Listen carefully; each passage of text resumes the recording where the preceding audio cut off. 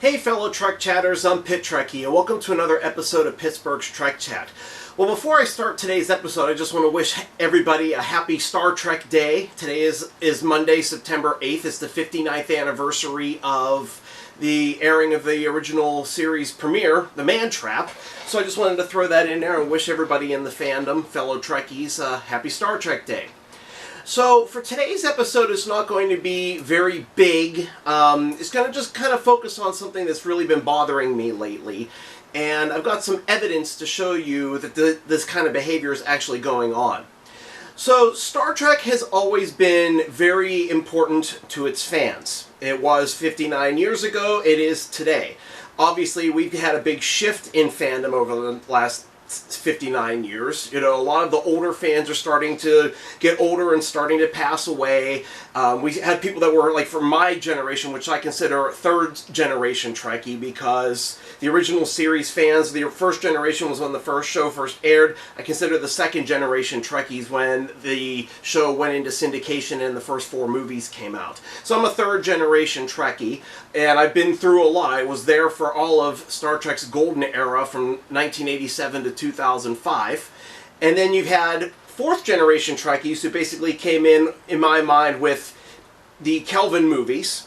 And then now I would say we have a 5th generation of Star Trek fans right now. Basically are the ones who came in with Discovery, Picard, Strange New Worlds, Lower Decks, Prodigy, those 5. So 5 generations right now. One thing that I would think that Star Trek fans would be united in their fandom, how much they love the show and the movies, the franchise as a whole. But that's not the case. Unfortunately, Star Trek fans, we try to be enlightened, and we try to mirror and be the best possible 24th, 25th century human being we can be. But we still revert back to our 21st century human tendencies. That has not changed. And it's like that within all fandoms. You've got fandoms that have a lot of chaos in them. Doctor Who, Star Wars, Marvel, etc. What I want to talk about, though, is how bad it is in Star Trek fandom in one area. So if you go on to any Star Trek fan clubs online, whether it's social media or just chat rooms, whatever you want to call them, basically homophobia, transphobia, misogyny, sexism, those kind of things have basically gone out of fandom. People in the Star Trek fandom tend to be more tolerant of people and of different things. So it's basically been weeded out. However, I have noticed that there is one area of bigotry that Star Trek fans still deal with and accept, unfortunately nowadays: ageism. So homophobia, transphobia, sexism, misogyny, whatever else I'm missing out there. Ableism is another one that's you don't see a lot of that being brought up anymore. And if you do, on a rare case, see any fans actually saying those kind of things, fans are very quickly to call them out and, quite frankly, cancel them as well. There have been times, though, where those things have been used as weapons against fans. If there were people who had, for example, some issues with Michael Burnham being captain of the Discovery, people would automatically jump in and say, "Oh, you're sexist and you're racist. You can't handle a black female captain." That's not. I don't think that's the case with fans. I think people had issues with that character, but not because of her race or her gender. So I think sometimes it can be weaponized. But ageism still seems to be allowed in Star Trek fandom, and it's very open, and it's not challenged on most occasions. So I'm a fan of, or I'm a fan who belongs to some Star Trek fan groups on Facebook. And usually I'm a very shy kind of guy. I usually go on there just to read what other people are saying about the shows, and I really don't answer them very much, if at all. I might like a comment, but that's about it. So what I've seen, I've found some examples, specifically in Star Trek Strange New Worlds fan pages on Facebook, that are very disturbing to me. So there are times where people just kind of shit on Strange New Worlds, and they don't give a real reason why. They'll just say the show is shit and won't say anything, and that draws the ire of fans, usually younger fans, but also a lot of fans who've been around since the original series on. What ends up happening is people start to get really angry and miserable about it. And even if, whether or not you're an older fan from the baby boomer era, or people think that you're just old, they will throw that in your face. Here are some of the recent comments that I have found on these sites. So there were some concerns about Season 3, Episode 8 of Strange New Worlds called 4.5 Vulcans.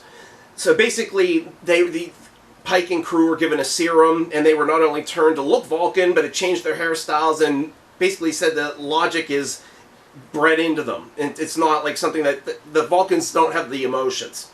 Here are some of the wonderful comments, the ageist comments that some people have made. Fans evolve as not everyone watching is on their deathbed. You're not the target audience any longer. Careful, he's probably still coming to terms with Vietnam protesters. So these were 3 comments that were actually made about one older fan who commented about how he just didn't think the show really... He was giving some positive feedback on the episode, and that's how some of the people responded. Here is another comment that was made in relation to comments about that episode. I believe Star Trek is expanding the depth of the narrative and is not endlessly repeating itself. Whenever I see comments of people disparaging what Star Trek has become, I always point this out. Haters don't really hate Trek. They hate that they are no longer young and potent. Then there was a comment about the most recent episode of Strange New Worlds, Season 3, Episode 9. Had something, I can't remember the title, I think it was Terrarium. But, so, one person actually said that this was his actual post. Canon restored through douche ex machina. So basically what they were saying was is that because the Metrons essentially were going to erase or the memory of them from the episode, that means that they're probably going to erase all of the Federation and the Gorn knowing each other, so that it leads in better to Arena in the original series. Because we knew from then, in that episode, that the Federation and the Gorn didn't know about each other. It was the first meeting. Here is a very quick ageist comment that somebody made about that comment. Old pricks and nerds are satisfied. Alrighty. Then I saw a comment that went back to Season 3, Episode 8, 4.5 Vulcans. Somebody was actually commenting about Doug the Vulcan. And there was a little bit of reverse ageism in this one. So here's what I heard on this one. Of course, fans of real Star Trek are always fascinated that the loudest shills for this unwatchable garbage that spills in the face of real Star Trek all seem to be 90-year-old Medicare recipients. Even though the dialogue is 100% 21st century millennial, the stories and science makes no sense, and it shits all over established canon you act like you know and care about. Alrighty, very interesting comment there. And then, this was another criticism about Episode 8. This one is absolutely my favorite. Once again, I am begging old Trekkies to unplug their routers and go back to watching TOS on their great big 75-pound TVs. Maybe y'all can even find the entire series on DVD, or even VHS. Since growth and change seem to be too much for you, remember to take your medication. The nurse will be around to tuck you in. To quote Krug, charming. And then there are also the regulars that you see on a pretty consistent basis as well. Quotes such as, not a real fan, not made for you, okay boomer. And then of course there's this Star Trek ageist meme that's floating around based off of The Simpsons. Old man yells at Star Trek.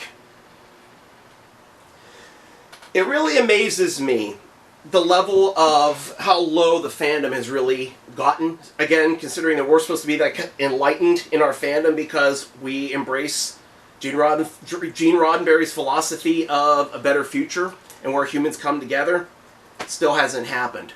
So, of course, Star Trek nowadays is going to try to be, to some degree, aimed toward this generation.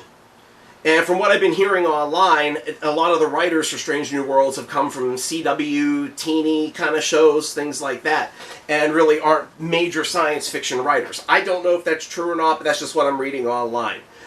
Of course, you need to bring in new fandom. A lot of the new fandom now would probably be in their teens, 20s, maybe early 30s, something to that effect. But here's the reality. You need the fans from all the way back to the beginning as well, all the way up through the generations I talked about, up to now. You can't just say, well, you know what, Star Trek's now only for these people, and we're going to forget what everybody else has done. CBS, you got to remember something, and fans, you got to remember something, especially the younger fans. If it weren't for those older Star Trek fans and their fandom back in the day, there would be no Star Trek right now that you're enjoying. All those people that did the writing campaign, there was a writing letter campaign at the end of the first season, and then definitely there was the letter writing campaign organized by B. Joe and John Trimble at the end of the second season in 1968, which led to the third season happening. Whether you like it or not is irrelevant. That letter writing campaign without the internet saved Star Trek for another year. And then that let Star Trek go into syndication, where you had Star Trek fans that were actually starting to organize Star Trek conventions and writing Star Trek fanzines, which again kept Star Trek going in that Star Trek desert from 1969 to 1979, minus the animated series from 74 to 75 for those 2 seasons. All right? But then you also had them going and seeing the movies with their kids. Their kids then ended up starting to watch The Next Generation, and then grew up like I did as a child of the late 80s into the early 90s watching Next Generation. Then I was in 6th grade when Deep Space Nine premiered. So that took me all the way up to 1999 when I was in my teenage years and I just graduated from high school. Voyager started my last year of middle school and ended at the end of my second year of college, followed by Enterprise, which took us from my 3rd year of college into my marriage, into my adulthood, those 4 years. So there were a lot of different age groups that came in that golden era. All right, was it wonderful that we got more fans again when Star Trek 09 and Into Darkness and Beyond came out? Absolutely, it's good to bring more fans in. But I know J.J. Abrams was more about wanting to focus on bringing kind of like a Star Wars feel to it, rather than it just kind of being Star Trek. He had never watched Star Trek. He never really liked it. I think Alex Kurtzman said he never watched an episode in his life. And somehow he got the keys handed to him for Star Trek's on TV 3rd generation. But whether you like the shows, the current shows or not, there's always been issues with Star Trek fandom, battling back and forth, but that's part of what fandom is. We love our shows so much that we talk about them. And we fought each other over the years. It's just bound to happen. I just don't understand how ageism has become the one form of bigotry that's still tolerated and accepted in the Star Trek fandom. Everything else, you talk about any other form of bigotry in Star Trek fandom, it's gone. They shut you down, like I said earlier. Why is this one okay? Why is it okay for younger fans or middle-aged fans to go back to some of the fans who might be like, you know what, I grew up with this, it's just, I'm not feeling it, it's just not feeling the way it was, and here are the reasons why. Oh, you just can't accept change. You're an old boomer. You're stuck in the 70s. That's just not right, and that doesn't sit well with me. So Star Trek fans, I want to know from you, why is it okay to be ageist when all the other forms of bigotry are thankfully not tolerated in Star Trek fandom? Somebody please tell me. I would like to really know what your thoughts are down in the comments section. I've been wanting to do this episode for a while now, and quite frankly, I had a hard time getting different examples and having time to write them all down. These are some of the newer ones, but go on if you're members of different Star Trek pages, especially any of them that relate to Star Trek now, any of the current shows, you're going to see a lot of ageism in it. And you're not going to like it, hopefully. And if you do like it, shame on you. Because these people that throw this ageism around are also the first to go around and cry, "Edict," anytime they're insulted about something or they do see some sort of bigotry going on. But that one's okay? No, doesn't fly with me. So please comment down below. I would love to hear what you have to say about this topic, and I will get back to you.